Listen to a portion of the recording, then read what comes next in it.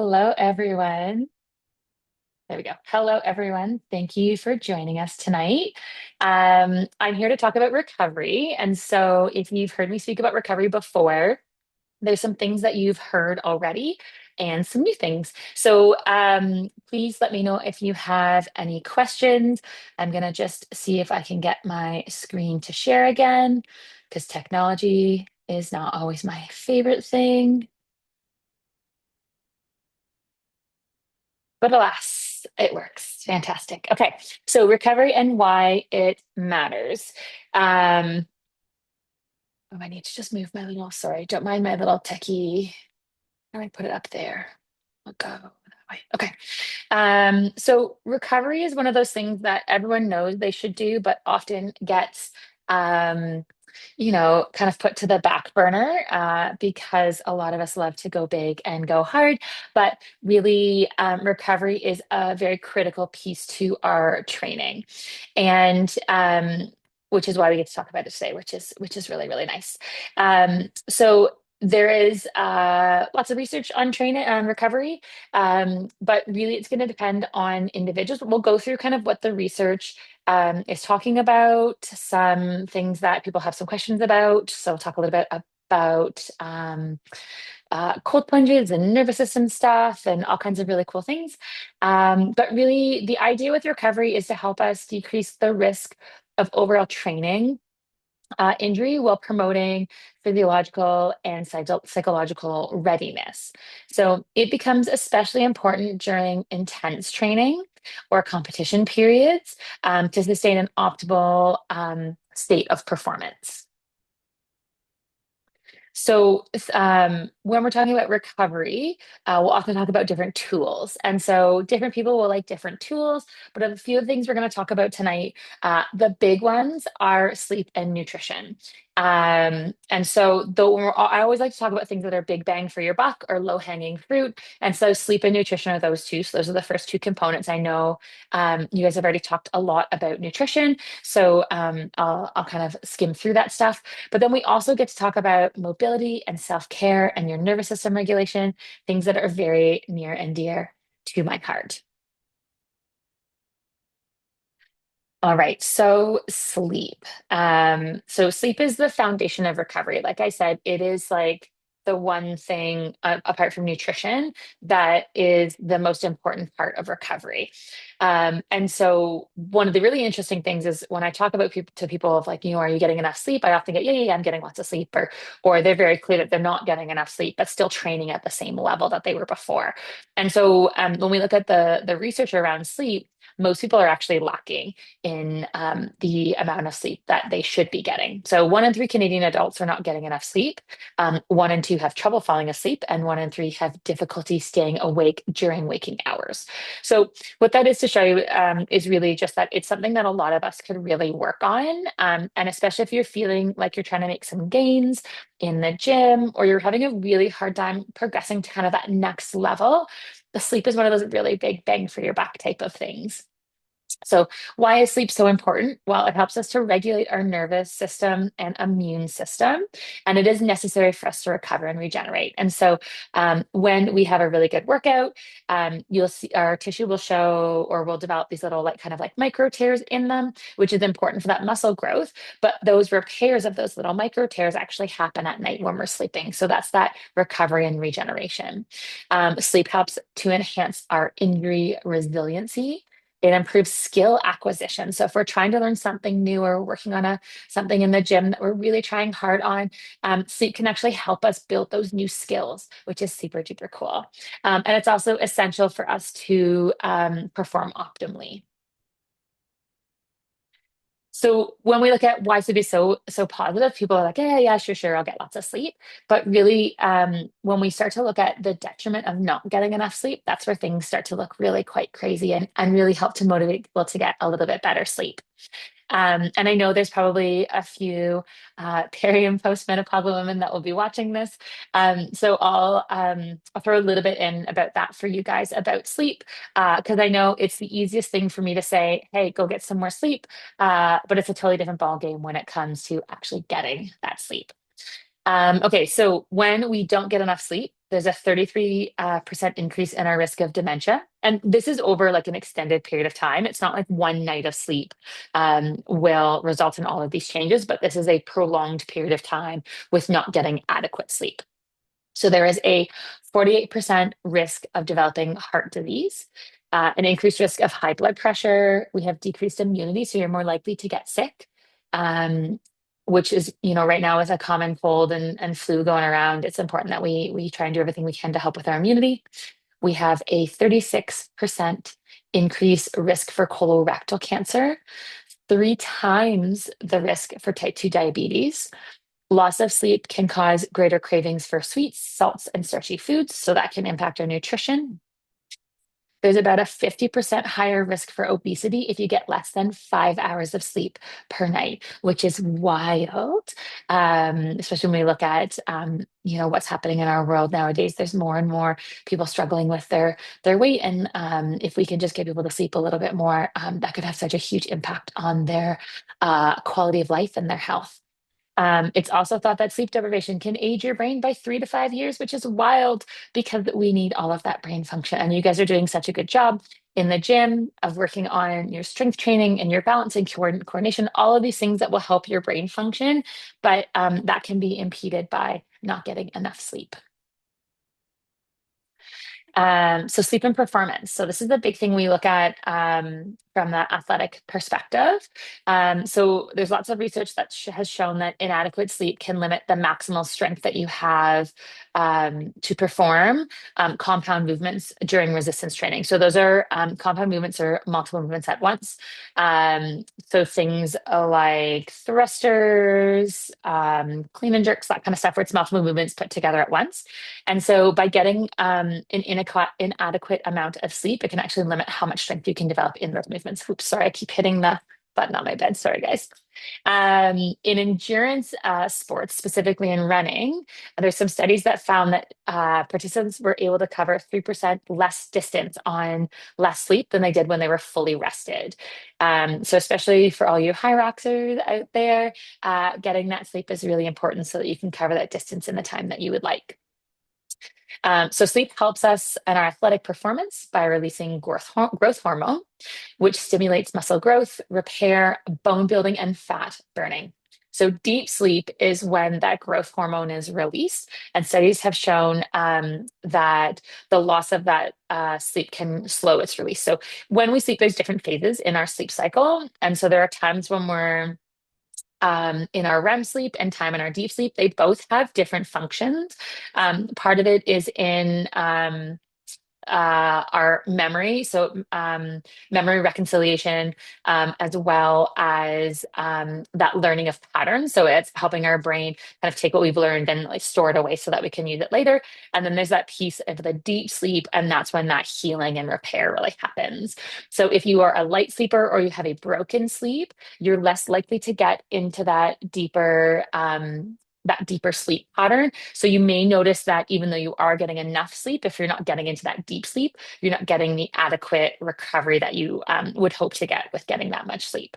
Um, so again, if you don't rest, your muscles can't fully restock their energy stores, and this can reduce your muscles' function as well as its total work capacity.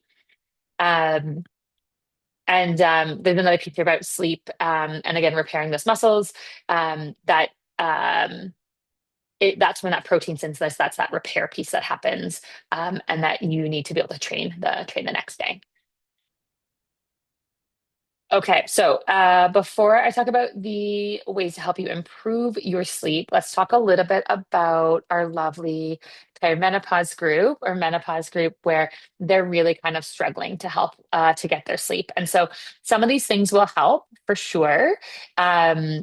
One of the things we always encourage with our perimenopause population and menopause group is to make sure that they're actually staying active, and so it may mean having to balance out high intensity versus low intensity exercise. But most people, if they're feeling really sleep deprived, are a little bit more likely to skip those workouts. And so making sure you're keeping yourself active is a really lovely way to help with that quality of sleep. The other piece that we talk about with our women, especially those that are having hot flashes at night, we want to look at what your final meal is and the timing of your final meal. Again, I'm not a registered dietitian or a naturopath, but there's some really interesting research around blood sugar levels. And some women will wake up and then get their hot flash. And often that wake up and then getting the hot flash has more to do with their blood sugar levels. So what they're consuming through their last meal, versus women who are waking up in a hot flash, which is often hormonal. And so one of the things that can actually really kind of help with that sleep quality is chatting with an OB/GYN or your family doctor about some kind of supplement or hormonal replacement therapy, because sleep is, if you're not getting sleep, those of you who are in it know that it's just really hard to get anything else done. So if you're not looking to go into the HRT realm or that doesn't fit with you, how do we help to improve our sleep quality? Well, one, we need to make it a priority. Right? If it's not a priority and we're not really focusing on getting that, giving ourselves enough time to get good quality sleep, we won't ever get it. So there's some really cool research around sleep, and they actually have looked at the ideal time, or the timer like they really need you to be asleep is between 10 p.m. and 2 a.m. That's when the best quality of sleep happens. And so a lot of the times in the sleep research, they used to talk a lot about making sure that you get like an optimal number of hours of sleep per night, but actually now they talk about the quality of sleep. So if someone's struggling to sleep, they'd actually rather you get those 2 to 4 good quality hours between 10 and 2 than to have, 7 or 8 hours of broken up, disrupted sleep. And so again, if you can make sure that you have a really good routine in your evening where you can have yourself wound down and ready to be in bed for 10 p.m., that you're going to really get into that lovely 10 to 2 window to make sure you're getting good quality sleep. Or when that's the biggest bang for your buck. As far as the room goes, we want to try and keep the room comfortable. Ideally, it's dark and quiet and cold. We tend to sleep a little bit better in those colder temperatures. We want to schedule 1 to 2 hours of downtime prior to going to sleep. And so this is to allow our nervous system to calm down. It helps us take us out of our fight or flight stress response and get us more into that rest and digest. Ideally, we're not eating during those 1 to 2 hours before bedtime. And again, you'll see lower, we want to lower down. We want to try to avoid any kind of like screen time, screens like iPad, phone, TV. We want to try to avoid that an hour or two before we go to sleep, especially if there's any of those kind of like brighter lights, blue light stuff that can really start to stimulate our brain, which again gives it a hard time being able to calm down to prep us for sleep. Um, this is another really great one, practicing strategies to calm your nervous system.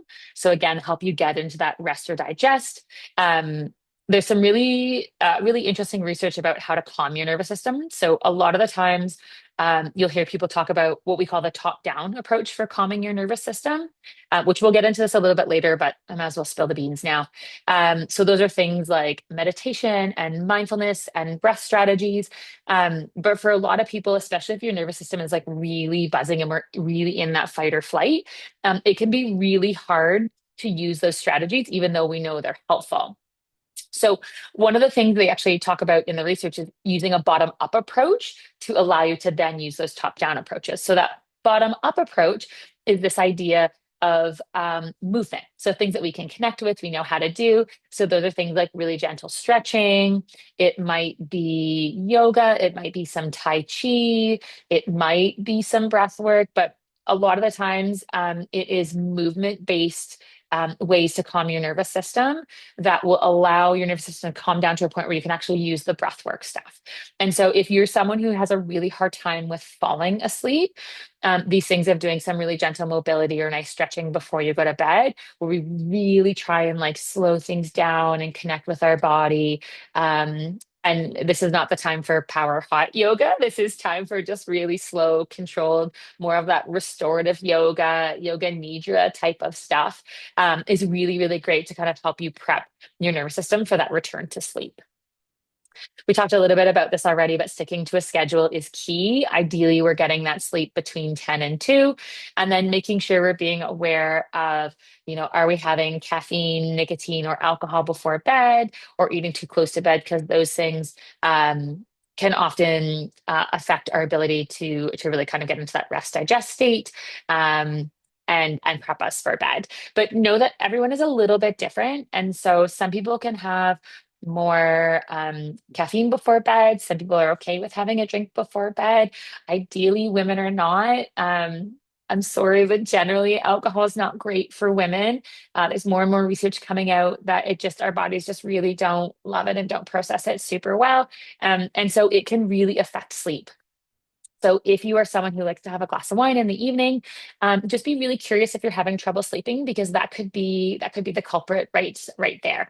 And so apart from lots of other things that alcohol can cause, but just be aware if you're having trouble falling asleep. Just take a look at your habits throughout the day. Different people can have caffeine up until different points, but really recognizing what feels good for you and what really helps you fall asleep and meet your goals is really helpful.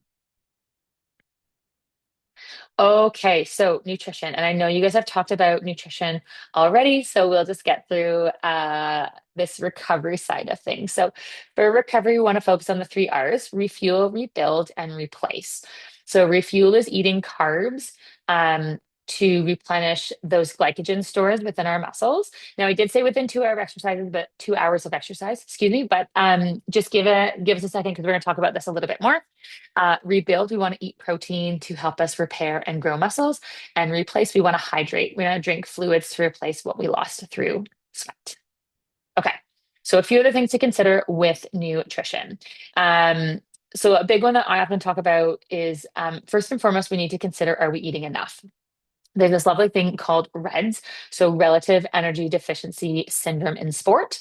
And it can occur in both men and women. And it's really when we're seeing a decline in health and performance due to inadequate fueling. Now, we are so lucky here because we have lots of providers that are really knowledgeable in nutrition and can help you with this. I'm not a human that can track things. But making sure you're eating enough and regular space throughout the day is really, really important. And so when we see those athletes that are inadequately fueling, we can see changes in their body. So the biggest thing that we'll notice is changes in reproductive health. So we'll see a disruption of menstruation. So women will either lose or have a change to their period. We may also notice low libido. We can see changes in bone health. So we have a higher risk of stress fractures and osteoporosis. We can see a change in immunity. So more issues with getting sick more often. Metabolism can slow down. So it's really interesting because anytime I send one of my clients to Kara, who's a registered dietitian that I love to work with from Blueprint, one of the first things she'll do is she'll often have my athletes eat more, which seems very counterintuitive, but we need to make sure that we're fueling enough for what we have to do. And especially when they're looking at things from like a weight loss perspective, sometimes eating more and looking at the quality of what you're eating can be really, really helpful with that. From a cardiovascular health standpoint, if you're not eating enough, you may notice that you have a lower heart rate, you may get dizzy, and that can have a potential for long-term damage after the fact. And then when we look at the psychological health side of things, I know if I don't eat enough, I get hangry. So you can see moodiness and depression and anxiety increase when we are under fueling. All right, so this is the fun piece that I was telling Michelle. There's a few things that have changed in the research since I gave this presentation last year. So recovery window is one of the ones where we're seeing a lovely change, which is kind of cool. So the recovery window is that time right after you exercise when we see a change in your insulin levels. And the thought is that there's an opening of the metabolic pathways to expedite the glycogen storage and muscle repair process. So the goal of this recovery window is to have you adequately fuel post exercise to optimize the effect of your training. And so this comes down to consuming protein to help your muscles recover and carbohydrates to prevent further muscle breakdown and replenish those glycogen stores. So we used to talk about this anabolic window. That's 30 to 60 minutes post workout. And when we look at the science, they're actually not really sure. And so when I gave this presentation last time, we were talking, there was a really interesting paper that looked at men and women may have different recovery windows, but the summary from research at this point is saying that the biggest thing is fueling. So can we get you to fuel after your workout? We care a little bit less about the timing because there's a lot of debate around the timing of it. But the nice thing is we're not bound by that 30 to 60 minute any longer. We're looking more at can we just make sure we're fueling afterwards? And they actually wonder if the window might actually extend to 5 to 6 hours after your workout. But the one thing I do happen to see, I mostly see with my female clients is when we go too far out of that kind of 30 to 60 minutes after the workout, they may forget to fuel. And so I actually don't mind that idea of eating something within that hour after the workout just to make sure you do actually eat. Because I think if we kind of open that window up to 5 to 6 hours, I think we're getting pretty far past that point. But again, the research is saying it might extend the benefit of fueling. Um, After a workout can extend up to 5 to 6 hours. And it may have to do more um, with making sure you're getting enough fueling in that time after your workout. So I still think it's great to eat within that hour after your workouts or having something, but that idea of getting more protein and carbs, you've got a little more time for that. The other thing that's popping up in the research is they're wondering more about the timing of the nutrition has more to do with the individual. So if you're an individual who likes to train fasted, your window is going to be smaller compared to someone who is training on a in a fed state. So especially for my early morning people that like to train in that fasted state, it just means you guys are going to have to be a little bit more aware of eating a little bit sooner versus my ones who are training on more of a full stomach, not full stomach, but they've eaten closer to the workout, that they may actually be able to extend it a little bit longer. I think all in all, really the research is saying you need to learn your body and how you're feeling. And so if you're working out and leaving it a few hours before you're eating something after your workout and you're noticing a really big crash later that day, it may mean that either A, you're not fueling enough, or maybe we need to play with a timing of fueling. If you are one of those humans who are not sure, I strongly suggest you make an appointment with Kyle, who's doing some really great work in nutrition these days, and he can help you figure out your timing and your fueling. There was just a little kind of quick note on the protein ingestion after workout. The suggestion in the research is zero point 0.4 to zero point 0.5 grams of protein per kilogram. So most individuals need about 20 to 40 grams of protein after their workout. So just something to kind of keep in mind if you know you're already needing to work on your protein intake, making sure you're kind of getting that 20 to 40 gram after workout would be really helpful. Okay, so mobility. This is my bread and butter. Here we go. Okay, so mobility exercise is a great part of recovery. Um, they can aid by increasing blood flow to the muscles and the joints. They can help. So I have this line here that says it can help prevent injuries by improving joint resiliency. I'm gonna tweak that statement just a little bit. So mobility in itself won't prevent an injury.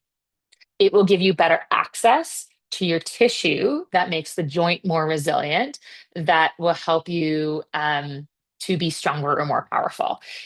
Really, there's when we're looking at preventing injuries, it's a lot about regulating your load. So not doing too much too fast. But sorry, the mobility is more about getting better access to your joint, which in theory could help you build stronger muscles and help you be more resilient. Mobility can help improve your balance and your strength, which can reduce your risk of falling or losing the ability to perform your daily functions. They improve overall health. If you don't use it, you lose it. And the goal is to do 1 day of mobility per week. Or you can do what I love is a movement snack. So it's a sprinkling of mobility either every day or throughout your days that just help you try and break up your day a little bit. So we're not going super hard in the morning here and then sitting all day at our desk. We want to try and focus on the major joints and muscle groups. And it's a great opportunity for us to check in with our body and see how it's feeling. I know a lot of the times when everyone comes into class, there's great mobility as part of the warm up and the activation, but we're often just like firing through it. So I really love to challenge people to just kind of really pause and check in with the body and see kind of what your body is trying to tell us. Our body has very few ways to signal us. Usually it's I hurt or I'm stiff. And so if you're doing some of the mobility drills and you're like, oh, this is feeling really different today, just be really curious because as to why maybe that might be. It might be that you just haven't done it in a little while. It might be that you've had a really busy day or weekend or a little bit more sedentary, but just use it as a way to check in with your body and see what you notice. Okay, so other soft tissue options, and there are so many of them. Again, none of them will prevent injuries. They're just designed to give you better access to your tissue. So again, if we are working on that soft tissue, we can get some release. It'll allow us to move further in our strengthening, which will help build stronger, more resilient joints. So other options are foam rolling, active release, massage ball release, stretching, FST, ART, all kinds of really great stuff. One is no better than the other. They're all just different options. And I really love people to choose whatever is the easiest and feels the best for them. So if you are on team foam rolling, I love that for you. I'm a team massage ball release. That feels really good in my body. So that's what I choose to do. If we like it, we are more likely to do it. Okay. But the idea with this, all these soft tissue work is to give you access to your joints and then to use it through range. Okay, self-care, another lovely thing that holds a place in my heart. So, well, a lot of us will use exercise as a form of self-care, which I think is great. There are many other ways that we can use self-care to help us recover from exercise. So these are things like going for a walk outdoors. So time in nature has been proven to reduce our stress levels, help decrease blood pressure, decrease anxiety, which is so great. Massage is a lovely way to help flush out your tissue, help maintain mobility, again, to help calm that nervous system. Um, but the interesting is we want to really find again something that makes your heart super happy and fills up your cup outside of the gym. And so if you're one of those humans that love a mindful practice, that's great. I love that. I love the feeling when I'm done yoga. It's not my favorite thing. I would so much rather go for a walk outside and move my body that way. But the idea with this self-care is not everything has to be go big or go home all of the time. Okay. So research has shown that athletes that have other activities outside of their sport are actually more likely to be happy and deal with injury management more successfully than those that don't. So, if our sense of self is tied to one specific activity, there's a greater likelihood of depression or mental concerns if we go longer, if we can no longer participate in that particular sport. So, I love, there's a lovely sports med doc that I get to work with every once in a while, and she's wonderful. And anytime someone's injured, she gives them three things to do. So, one, they have to learn a new skill. Two, they have to learn how to make their favorite meal. And three, they have to do something that makes their heart happy that is not movement based. And so the idea again is this piece of when we lose our sport or activity, there's a huge mental impact on us, especially the lovely individuals who are here, right?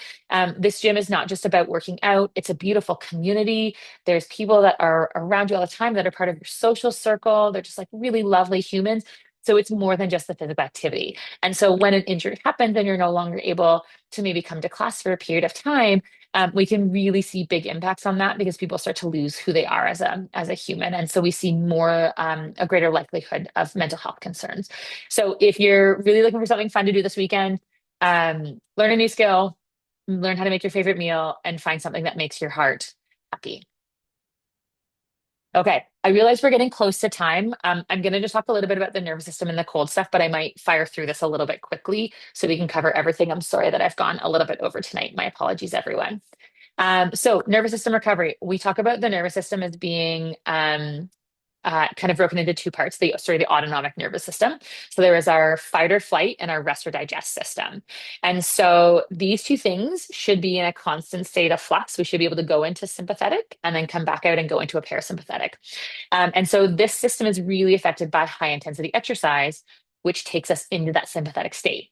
So if what we need to do for that lovely performance and really doing those heavy lifts and going hard is we need our body to go into that sympathetic state.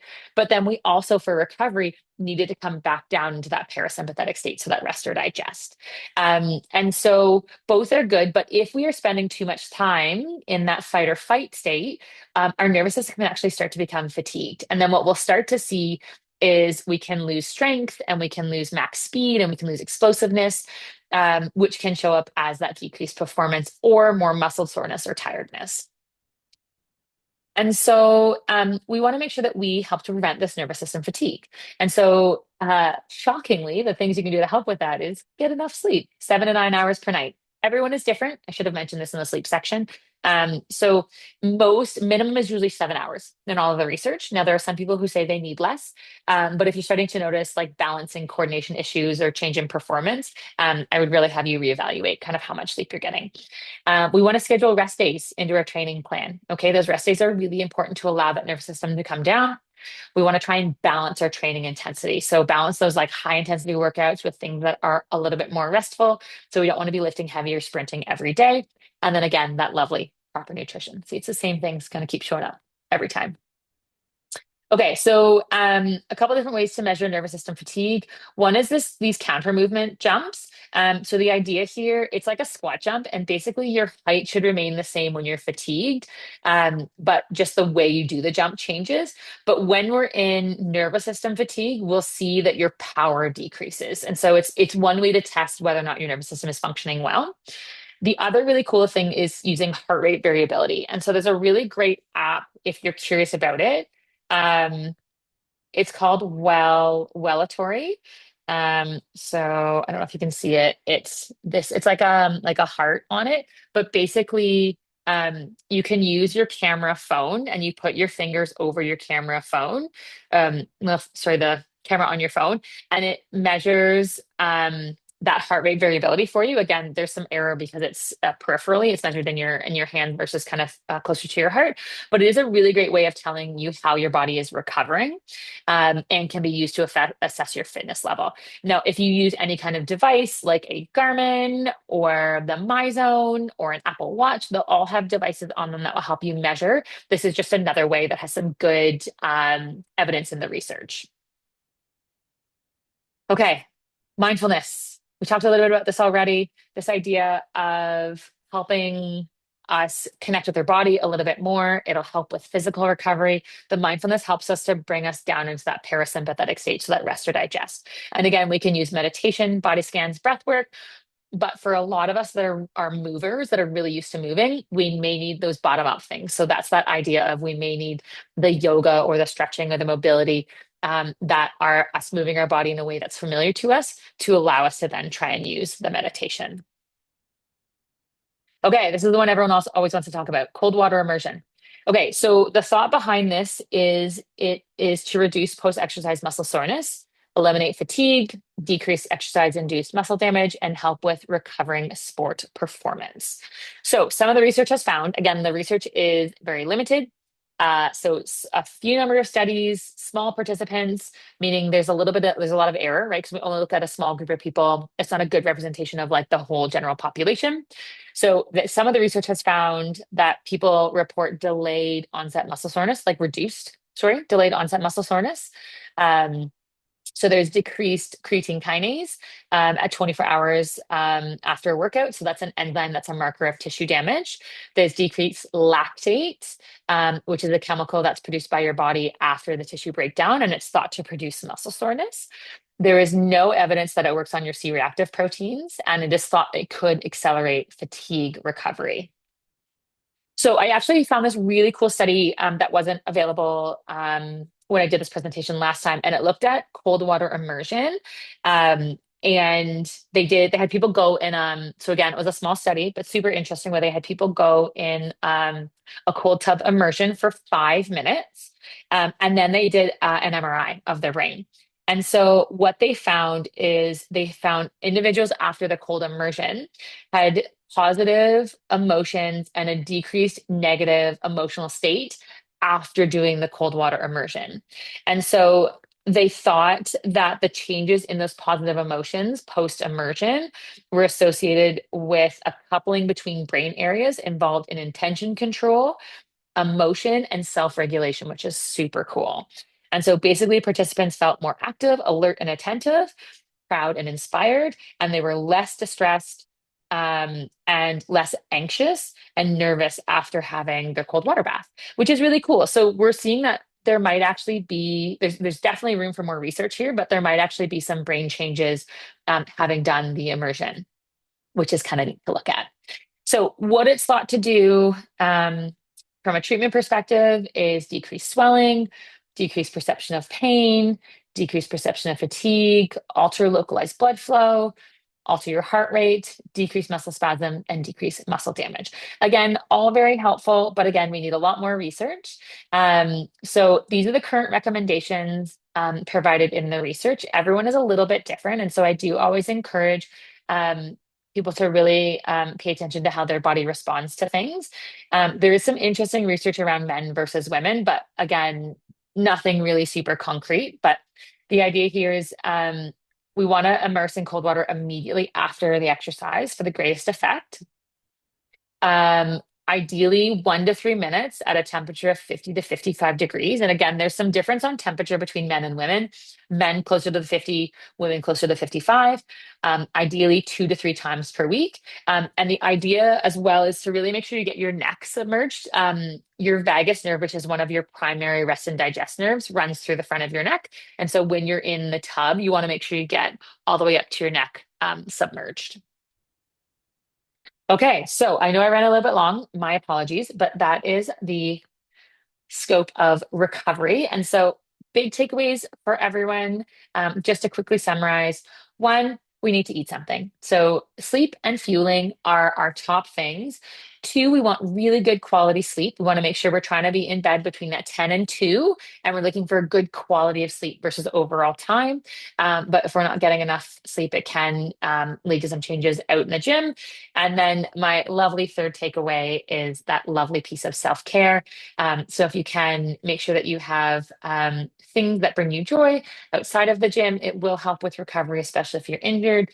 But you want something that's going to fill up your cup, learn how to make your favorite meal, um, and learn a new skill. So those are my lovely little takeaways. I know it's Monday night, so thank you so much, everyone, for joining on a Monday night and listening to me ramble on about recovery. If you have any questions, now is the time. But if you're like, yep, I'm good, you're good to go. Thank you so much for joining. I really appreciate it.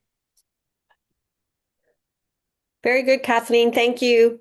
Thanks, Thank you. Kathleen. Great job, Bye. guys. Thank you. Bye.